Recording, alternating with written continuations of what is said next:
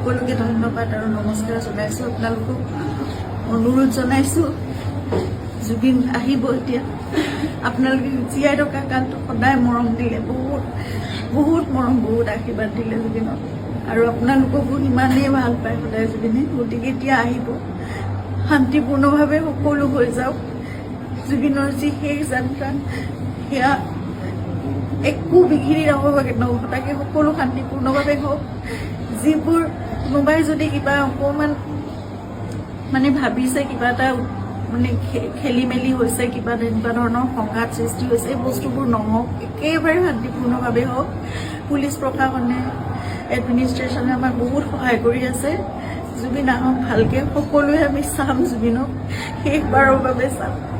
আৰু জুবিনৰ লগত আমাৰ নিজৰ ভাইৰ নিচিনা সিদ্ধাৰ্থ সদায় আৰম্ভণিৰ পৰা 2020 চনত আপোনালোকে জানে, যেতিয়া খুব ডাঙৰ এটা মেচিভ এটেক হৈছিলে চিজাৰ, সেইখিনি সময়ত আমি ইয়াত ট্ৰিটমেণ্ট কৰি আকৌ বম্বে লৈ যাব লগা হৈছিল। ক'ভিড আহি সকলো বন্ধ, নিজৰ জীৱনকো বিপন্ন কৰি বাহিৰলৈ ওলাই খোৱা বস্তুৰ যোগানৰ পৰা আদি কৰি সকলো বস্তু সিদ্ধাৰ্থে কৰিছিল। তেনেকৈ ভাল কৰি জুবিনক আমি ক'ভিডৰ এই লকডাউনৰ মাজতো বাছেৰে ঘূৰাই আনিছিল। সদায় জুবিন আমাৰ নিজৰ হৈ আছে, আৰু আমি কিবা এষাৰ কথা ক'লেও সিদ্ধাৰ্থৰ কথা জুবিনে কেতিয়াও তাৰ গাত টোপ এটা পৰিবলৈ নিদিয়ে। আজি তাক জুবিনৰ সেই যাত্ৰাত থাকিবলৈ দিয়ক। আপোনালোকে যি তাৰ বিষয়ে, তাৰ বিপক্ষে যদি কিবা ভাবিছে, সেই বস্তুবোৰ আপোনালোকে আপোনালোকৰ মনৰ পৰা উলিয়াই দিয়ক।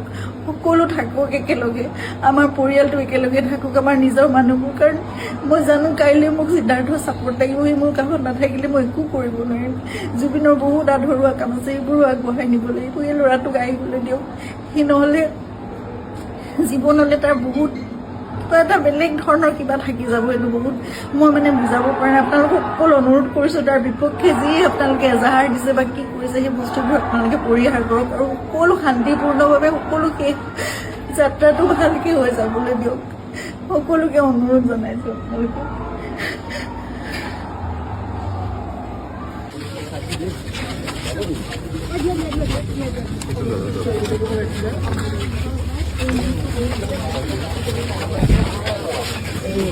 হস্পিটাল দাঙি দিয়ক, লাহেকৈ হস্পিটাল দাঙি দিয়ক।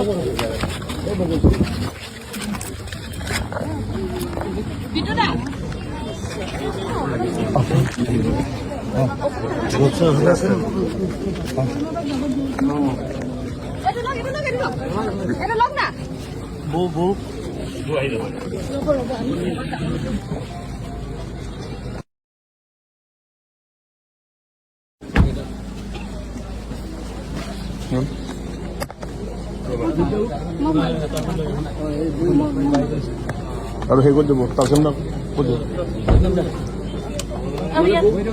আছে নে? মোৰখন আছে, গাড়ীখন লাগিলে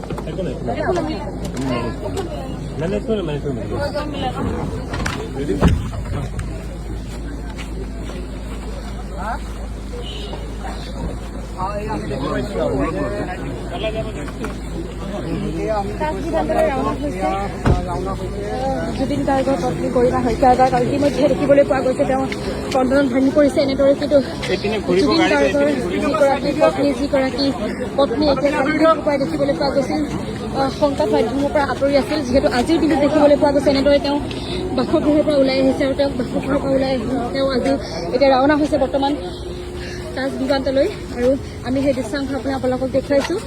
যিহেতু শোকত ভাঙি পৰিছে গৰিমা শইকীয়াৰ গাৰ্গ, আৰু খুব ধুনীয়াকৈ তেওঁ এতিয়াও কিন্তু সেই শিৰত সেন্দুৰ লৈ আছে। এতিয়াও যেন সেই শিৰত সেন্দুৰ লৈ থাকক, সদায় যাতে এনেদৰে শিৰত সেন্দুৰ